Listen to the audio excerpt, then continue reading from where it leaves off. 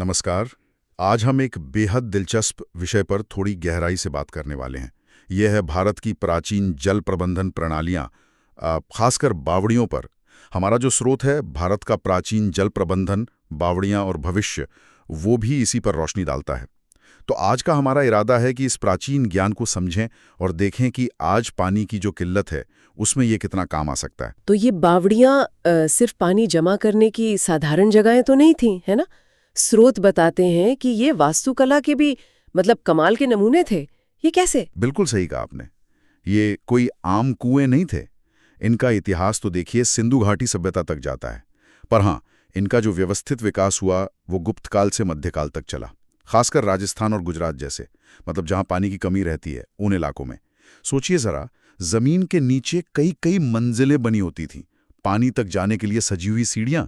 गुजरात में रानी की वाव है, अदालज की वाव, ये तो यूनेस्को वर्ल्ड हेरिटेज साइट्स हैं।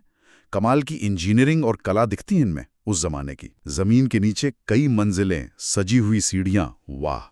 सुनने में ही अद्भुत लगता है। लेकिन क्या इनका मकसद सिर्फ पानी तक आसानी से पहुंचना ही था? नहीं नहीं, यही तो खास बात है। इनकी इंजीनियरिंग लाजवाब थी। ये सिर्फ पानी तक पहुंच ही नहीं देती थी, बल्कि एक तरह से ना माइक्रो क्लाइमेट कंट्रोलर का काम करती थी। अच्छा, माइक्रो क्लाइमेट कंट्रोलर, वो कैसे? हाँ, वो गहरी पत्थर की बनावट और अंदर पानी की मौजूदगी से ना आसपास की हवा ठंडी रहती थी। तो गर्मियों में ये बड़ी राहत देने वाली ठंडी जगह बन जाती थी।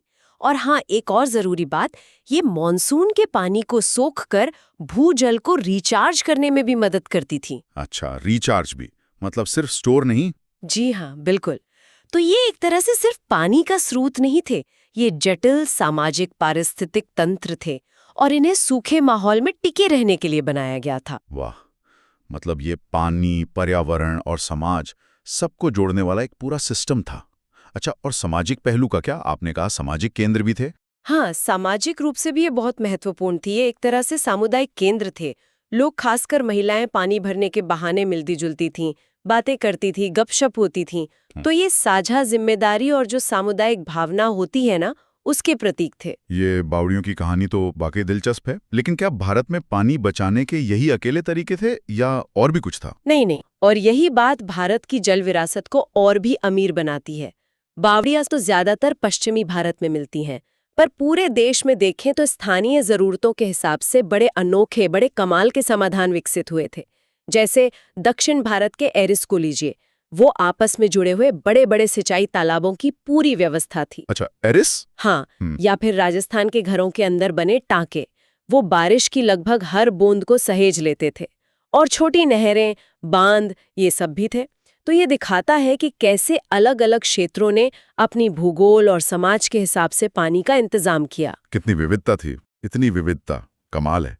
लेकिन आज की स्थिति इन ढांचों की, हमारे स्रोत तो यही इशारा करते हैं कि शहरीकरण, अनदेखी, इन सब से इन्हें काफी नुकसान पहुंचा है। हाँ, ये बिल्कुल सच है और ये एक बड़ी चुनौती भी है। कई बावड़ियां तो बिल्कुल उपेक्षित पड़ी हैं, उनमें गंदगी भरी है, या फिर जमीन का पानी इतना नीचे चला गया है कि वो सूख गई हैं। पर यहाँ एक अहम सवाल उठता है कि हम इनसे सीख क्या सकते हैं। इनकी जो आज हालत है, वो हमें याद दिलाती है कि शायद हम कुछ बहुत जरूरी सबक भूल गए हैं। और वो सबक क्या हो सकते हैं? देखिए, ये प्राचीन प्रणालियां हमें सिखाती हैं कि स्थानीय स्तर पर समाधान ढूंढना कितना जरूरी है, समुदाय की भागीदारी कितनी अहम है और प्रकृति के साथ तालमेल बिठाकर कैसे जिया जाए। अच्छी बात यह है कि अब कई जगहों पर सरकारें भी और कुछ गैर सरकारी संगठन भी इनके संरक्षण, इनके पुनरुद्धार के काम में लगे हैं। हाँ, ये तो अच्छी खबर है। इससे न केवल हमारी विरासत बच रही है, बल्कि स्थानीय स्तर पर पानी की उपलब्धता भी बढ़ रही है, जल सुरक्षा मजबूत हो रही है। तो कुल मिलाकर ये बावड़ियां और दूसरी जल संरचनाएं सिर्फ इतिहास का हिस्सा नहीं है। ये तो भारत की इंजीनियरिंग का कमाल, उनकी अनुकूलन क्षमता और दूरदर्शिता का सबूत हैं।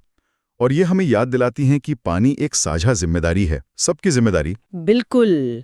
और अगर हम इसे आज के संदर्भ से जोड़कर देखें, तो सोचने वाली बात ये है, क्या हम सिर्फ इन पुरानी इमारतों को बचाने तक ही सीमित रहें, या फिर इनके पीछे जो सिद्धांत छिपे हैं, जैसे विकेंद्रीकृत जल संचयन यानी डिसेंट्रलाइज्ड वाटर हार्वेस्टिंग, सामुदायिक प्रबंधन और प्रकृति आधारित समाधान, क्या हम इन सिद्धांतों को आज की अपनी मॉडर्न शहरी प्लानिंग और पानी की नीतियों में पूरी तरह अपना सकते हैं? ये भविष्य के लिए एक अहम मुद्दा है जिस पर हमें सोचना होगा। बिल्कुल। और ये शब्द पानी के मंदिर बहुत कुछ कहता है इनके बारे में। ये सिर्फ आर्किटेक्चर के नमूने नहीं थे। हाँ, मतलब सिर्फ पत्थर और पानी नहीं। इनके पीछे एक पूरा दर्शन था, एक सोच थी कि पानी सिर्फ एक चीज नहीं है इस्तेमाल की, बल्कि जीवन का स्रोत है, पूज्य है। और ये उस जमाने की बात है जब कोई मशीनें नहीं थीं, हाँ। नल नहीं थे। सोचिए जरा, खासकर राजस्थान और गुजरात जैसे सूखे इलाकों में, जहां पानी की हर बूंद कीमती थी। वहीं पर ये अद्भुत संरचनाएं बन रही थीं, मतलब गहरी सीढ़ियों वाली बावड़ियां जो पानी तक नीचे ले जाती थीं। हाँ, पत्थर को तराश कर बनाई गई सीढ़ियां जो आपको धीरे धीरे पानी के पास ले जाती। तो ये सिर्फ प्यास बुझाने की जगह नहीं थी, कुछ और भी था। हाँ, बहुत कुछ। और ये एक तरह से सामाजिक केंद्र थे। जैसे हमने पढ़ा भी है, महिलाएं सुबह पानी भरने आती तो वहीं मिलना जुलना होता था, बातें होती थीं। अच्छा, मतलब गपशप का अड्डा एक तरह से। बिल्कुल, सुख दुख बंटते थे। और सोचिए, बाहर चाहे जितनी गर्मी हो, बावड़ी के अंदर पानी के पास एक ठंडक और शांति होती थी। एक अलग ही दुनिया। हाँ, एक छोटा सा ब्रह्मांड कह सकते हैं। ये दिखाता है कि पानी सहेजना, पानी बांटना, ये सब सामुदायिक जीवन का हिस्सा था। ये तो हुई बड़ी बावड़ियों की बात, जो शायद पूरे गांव या समुदाय के लिए होती होंगी। जी। लेकिन क्या छोटे स्तर पर भी पानी बचाने के तरीके थे, मतलब घरों में या निजी तौर पर? जरूर जरूर। जैसे राजस्थान में ही बावड़ियों के अलावा घरों में कुंड या टांके बनाने का भी जिक्र मिलता है। कुंड, टांके, ये क्या थे? ये छोटे, ज्यादातर भूमिगत टैंक होते थे बारिश का पानी जमा करने के लिए। ये दिखाता है कि जल संरक्षण सिर्फ बड़ी योजनाओं तक सीमित नहीं था, हर स्तर पर लोग जुड़े थे। अच्छा। और दक्षिण भारत में भी तमिलनाडु की एरिस प्रणाली का जिक्र है। एरिस? हाँ, वो तालाबों और नहरों का एक नेटवर्क था जिसे किसानों ने मिलकर बनाया और संभाला। बहुत वैज्ञानिक सोच थी उसके पीछे। कमाल है, मतलब अलग अलग इलाकों में वहां की जरूरत के हिसाब से तरीके विकसित हुए। बिल्कुल। और कुछ उदाहरण तो वाकई शानदार है, जैसे गुजरात की रानी की वाव। हाँ, उसका जिक्र तो है, 7 मंजिला है शायद। जी हाँ, 7 मंजिला। और सिर्फ गहरी नहीं, बल्कि देवी देवताओं की मूर्तियों और बारीक नक्काशी से भरी हुई। सामग्री तो उसे पत्थरों में खुद ही एक कविता कहती है। वाह। और ये सिर्फ सुंदरता की बात नहीं है, ये शायद एक महिला शासक की दूरदर्शिता दिखाती है कि पानी बचाना असल में भविष्य बचाना है। हर मूर्ति, हर नक्काशी शायद पानी के महत्व की कहानी कहती होगी। हो सकता है। ये सिर्फ पानी का स्रोत नहीं, ये कला, आस्था और जल प्रबंधन का एक अद्भुत संगम है। तो ये सब सुनकर तो वाकई लगता है कि हम सचमुच पानी के मंदिर की ही बात कर रहे हैं। लेकिन फिर आज की हालत देखते हैं, गांव सूख रहे हैं, जमीन के नीचे पानी कम हो रहा है। तो वो सवाल जो स्रोत उठाते हैं, वो सच में सोचने पर मजबूर करता है। क्या हम भूल गए हैं कि पानी को कैसे जिया जाता है? और ये सवाल आज बहुत बहुत अहम है। ये बावड़ियां, ये पुराने तरीके, ये हमें कुछ सिखाते हैं। ये सिखाते हैं कि विकास ऐसा हो जिसमें संवेदनशीलता हो, सुविधा ऐसी हो जिसमें साझेदारी हो, और भविष्य ऐसा बने जो अतीत के ज्ञान से सीख लें। हाँ, ये सिर्फ पुरानी इमारतें नहीं हैं, ये एक तरह से टिकाऊ जीवन जीने के सबक हैं। लेकिन क्या इन्हें फिर से जिंदा करना आसान है आज के समय में? शहरीकरण हो गया है, लोगों ने शायद ध्यान देना बंद कर दिया। मुश्किलें तो हैं, बेशक है। सालों तक इन पर ध्यान नहीं दिया गया, कई खराब हो गई। लेकिन अच्छी बात यह है, जैसा हमने पढ़ा, कि अब कुछ लोग, कुछ संस्थाएं आगे आ रही हैं, इन्हें पुनर्जीवित करने की कोशिश कर रही हैं। अच्छा, मतलब कोशिशें हो रही हैं। हाँ, और ये सिर्फ मरम्मत या सफाई का काम नहीं है। ये उस भूली हुई संस्कृति को, उस ज्ञान को फिर से जगाने की कोशिश है जहाँ पानी का सम्मान था। तो एक उम्मीद तो है, शायद हम उस पुराने ज्ञान की ओर वापस देख रहे हैं। बिल्कुल। और जैसा स्रोत में एक बहुत अच्छी बात कही गई है, बावड़ी सिर्फ गहराई नहीं सिखाती, वो ऊंचाई तक उठने की प्रेरणा भी देती है। वाह, ये तो बहुत गहरी बात है। हाँ, ये हमारे पूर्वजों का ज्ञान है, हमारी आज की जरूरत है, और शायद हमारे भविष्य की उम्मीद भी। तो यहाँ हम अपने श्रोताओं के लिए एक विचार छोड़ सकते हैं। क्या आज जो पानी का इतना बड़ा संकट हम देख रहे हैं, उसका कोई हल इन प्राचीन पानी के मंदिरों के पीछे छिपे दर्शन और ज्ञान को फिर से समझने और अपनाने में छिपा हो सकता है? सोचने वाली बात है। बिल्कुल, ये सिर्फ पानी इकट्ठा करने के गड्ढे नहीं थे। नहीं, ये उससे कहीं ज्यादा थे। हाँ, सोचिए जरा, वो जमाना जब मशीनें नहीं थीं, घरों में नल नहीं थे, पानी ही जीवन था और उसे पूजा भी जाता था। सही कहा। तो स्रोत बताते हैं कि कैसे राजस्थान के रेगिस्तान से लेकर गुजरात के मैदानों तक लोगों ने जमीन में गहरी उतरती हुई सीढ़ियां बनाई। और वो भी क्या खूब बनाई, पत्थर तराश कर कलाकृतियां थी वो तो। बिल्कुल, जैसे धरती और आकाश को जोड़ रही हूं।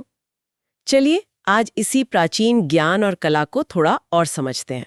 जरूर। देखिए, हर बावड़ी अपने आप में एक कहानी है, पानी को पूजने की, उसे बचाने की और सबसे जरूरी उसे बांटने की।